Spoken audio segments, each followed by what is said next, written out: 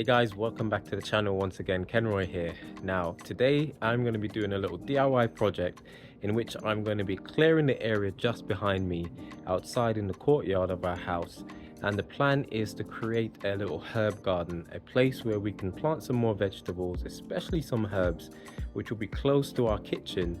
So whenever we need to, grab something from our herb garden, it will be in close proximity to the house. Now, if you're new to the channel, guys, please don't hesitate to hit that subscribe button. We really do appreciate it. Now, in today's DIY project, I'm hoping to keep it quite simple. I've actually got some raised boxes which I got from work, and I'll be using these as a base, but I'll also be making a stand where we'll be putting our herbs up off the ground, hopefully making it more accessible for us to be able to harvest, and hopefully try and create a nice aesthetic little herb garden. As always, we got to do this on a budget, so I'm not going to be spending any money whatsoever. We're using reclaimed timber and anything that we've gotten for free and we've stored in the shed over the years, and so today is no different. And I hope this can inspire someone to do the same. Okay, so I've just started clearing the area. I've moved this trolley which I normally use for some potting, and I'm going to be removing some of these bricks up here in the hope that I'll be able to get all of this cleared and put some soil down before putting the raised box down on the ground.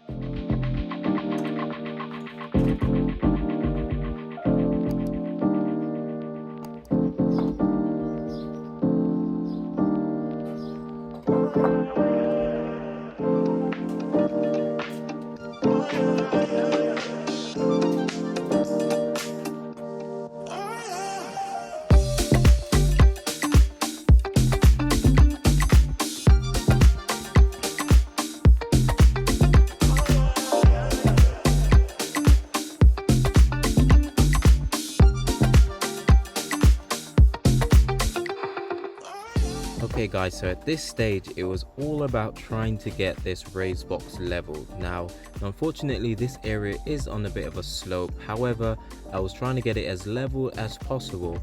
Although it's not absolutely crucial, this is more for aesthetic reasons, but I was able to get it fairly level.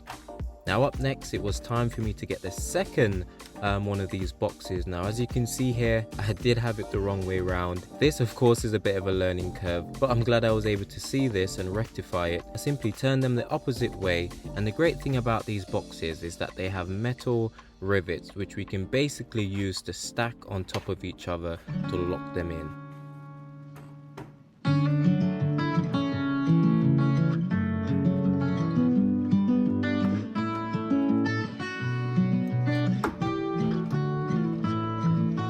So what I'm going to do next is connect these two boxes together using pieces of scrap wood.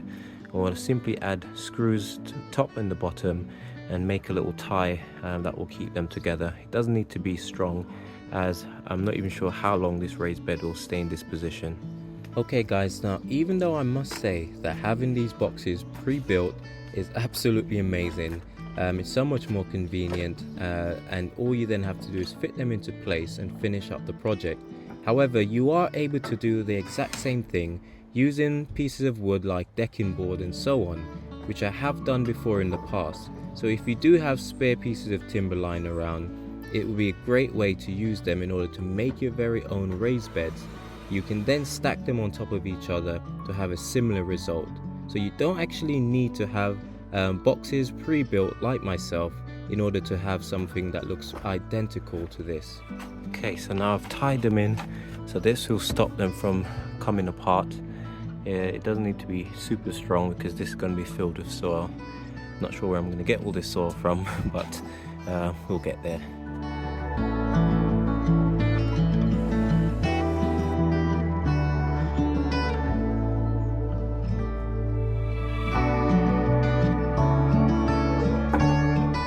Okay, so I'm trying to create a stand with some shelves that will hopefully go across for us to put some pots on, while we also have the planting area down below. Unfortunately, these brackets have been on this wall since the beginning of time. They've corroded, literally peeling apart, and unfortunately the screws are also solid, and I'm not sure how I'm going to be able to get those off, so might have to just get a hammer and chisel and try and break them off. Nothing's ever easy, eh? Okay, so unfortunately I lost a bit of footage here. I showed you how to actually make this triangular upright. Now I didn't want to just make this box and leave it at that. I'm very much a huge advocate in actually making the most of a particular space. Now we've got a very small garden, and as you've probably seen in some of my previous videos, I have been maximizing the amount of space I can use in order to plant the vegetables that we enjoy eating each year, and so this is no different. Now all I did was use a couple of pieces of wood, cut them to size before joining them together with a couple of screws at an angle, and this gave me the frame. Now you can see me here using a bit of pallet wood to actually make the backing in order to create that rigidity and strength that will be needed for making the shelves, which, believe it or not, I'm actually using some pieces of old bed frame to make the shelves. Like I said, this has been done on a budget. I don't want to waste any money buying new pieces of timber, so I'm just using what I've accumulated over the years in order to make this project.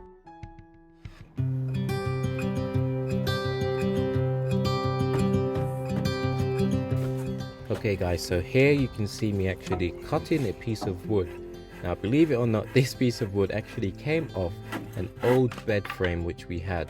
Now I simply remove the size of the bed frame, put the wood into storage, and if you haven't seen my previous video where I was able to use an old bed frame to make a picket fence at the front of our garden, I'll put the link above for you to check that out. Now I've used these pieces of wood from the bed frame to make shelves where we can use to store our pots as the season go on.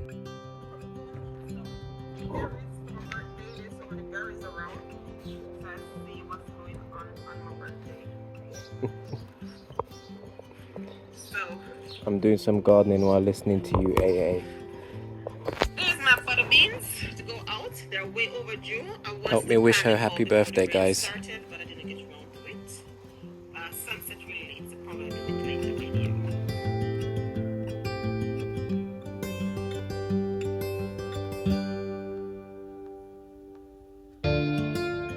Looking good so far. Now I need to repot a lot of these stuff over here. I've got some parsley which we bought from Tesco's and we just repotted in here. We got some thyme. This has been here for a couple of years now, so it's quite hardy. We've also got some rosemary in that pot. We've got some mint over there, and I think I've got some more mint on this trolley here, which is starting to come through. Sapphire is kind of addicted to mint at the moment, hence why I'm making this little herb garden, because she wants to see more and more herbs being grown. Okay, so in order to save money, I'm using some grass clippings which we had from our garden and from a gardening job that I recently did. It's already starting to break down. You can feel the heat coming from it. So what I'm going to do, I'm just going to pour this out into the raised bed. I'm going to leave it for a few days. Each day I'm going to come along and mix it to make sure that it dries out as much as possible.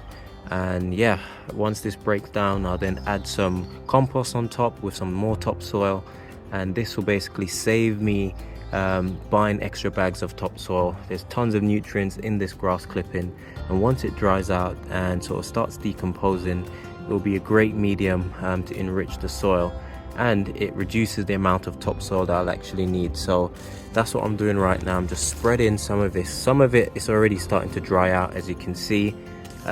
But in the days to come, the rest of it will finish drying out. And I won't plant any of my herbs in here just yet, as I really want these to dry out before I start adding our vegetables in here. So yeah, the job is done for the day. I'm just going to finish this up. Already you can see some of my plants. Here we've got some mint, which is starting to bounce back. We've got our parsley over here. And this actually is a gooseberry bush which I propagated from my gooseberry plant, which is only 1 year old over there. We're already getting some propagation going. And last but not least, we've got some mint here. So we're going to get this all mixed in, leave it for a few days to dry. Shouldn't take long in this heat. I will probably add some other stuff in here, like maybe like a tomato bush or something, you know, just to mix it up.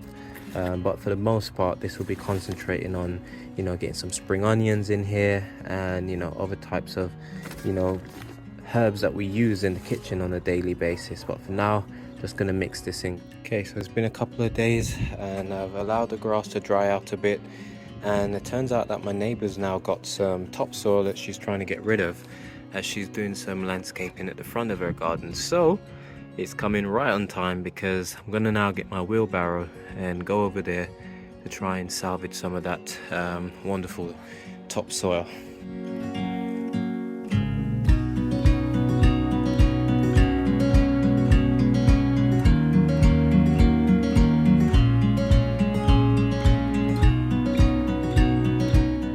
Okay, so I've just done the first wheelbarrow, now I'm doing the second one, maybe another one after that. Then I can add my compost and that'll be that. Time to mix in this organic peat-free compost.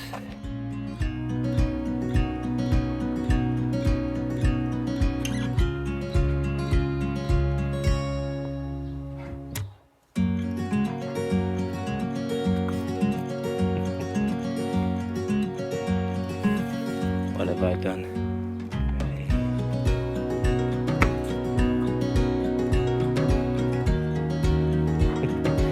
Good girl, Lottie. Ready? Steady. Go.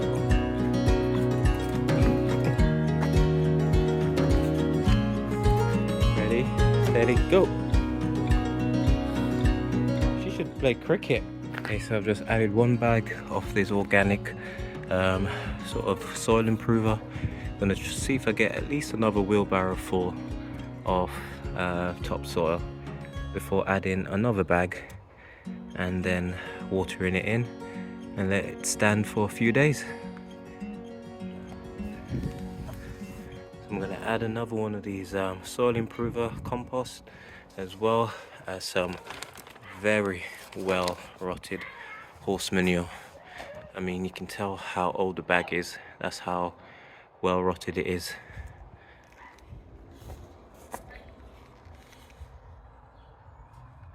This guy definitely approves.